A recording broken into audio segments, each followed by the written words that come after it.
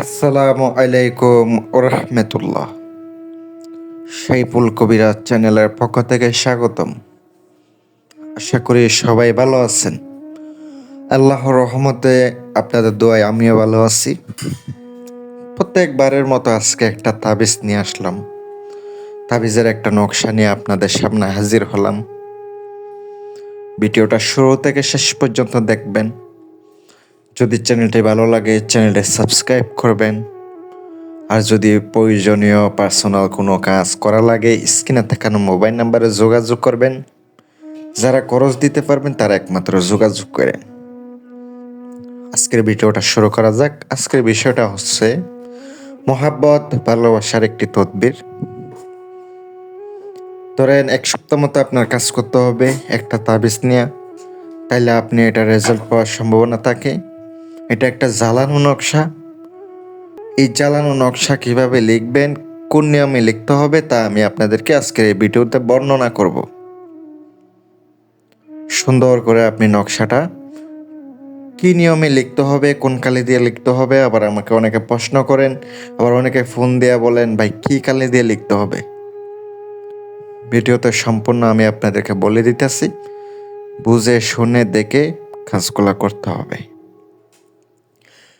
কাজটা করতে হবে মঙ্গলবারের দিন অথবা শনিবারের দিন। শনিবারের দিন করলে সকাল 8টা থেকে 10টার ভিতরে লিখতে হবে।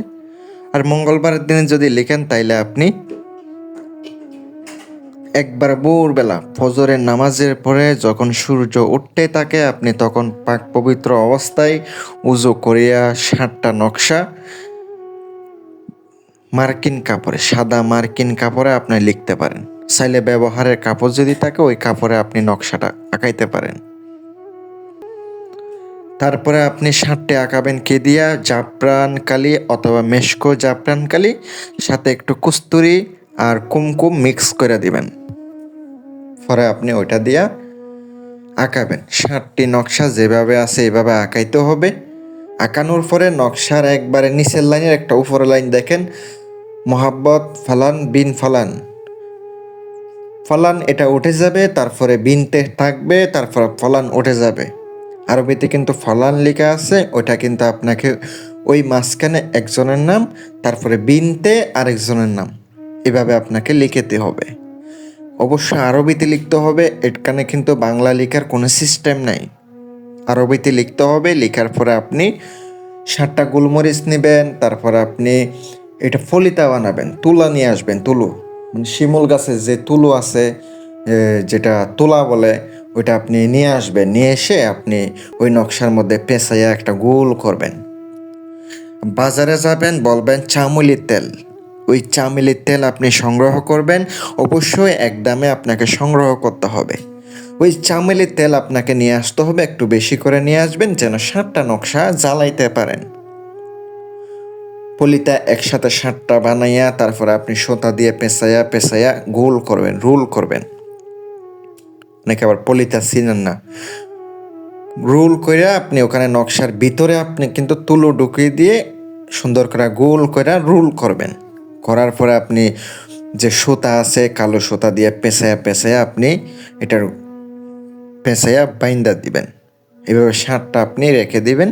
রেখে দেওয়ার পরে আপনি ওই যে চামলের তেল আনছেন ওই চামলের তেল আপনি রেখে দিবেন, একটা বাটির মধ্যে রাখবেন। চাইলে আপনি ধরেন ছোট একটা মাটির প্রদীপ আনতে পারেন। অনেকে প্রদীপ চিনেন না, ওই যে আপনি বিভিন্ন হাঁড়ি পাতিল বিভিন্ন মাটির জিনিসপত্র বিক্রি করে ওখানে পেয়ে যাবেন 2 মুখী। চাইলে 1 মুখীও পারবেন, 1 মুখীও নিয়ে আসতে পারবেন।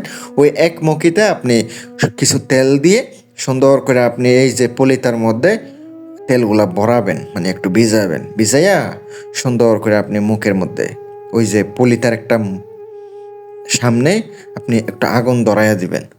ওই যে প্রদীপের মধ্যে রেখে দিবেন, পরে আস্তে আস্তে আস্তে আস্তে জ্বলতে থাকবে।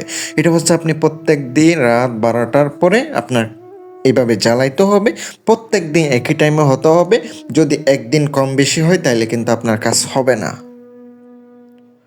আমি যেভাবে নিয়ম বললাম ওভাবে করেন, তাইলে আপনার কাজ সফল হওয়ার সম্ভাবনা আছে। কিন্তু আপনাকে নিরামিষ খাইতে হবে। যদি 7 দিন কাজ করেন 7 দিন কিন্তু আপনাকে নিরামিষ খাইতে হবে, নিরামিষ খেয়ে কাজ করতে হবে। তাহলে আপনি রেজাল্ট পাবেন।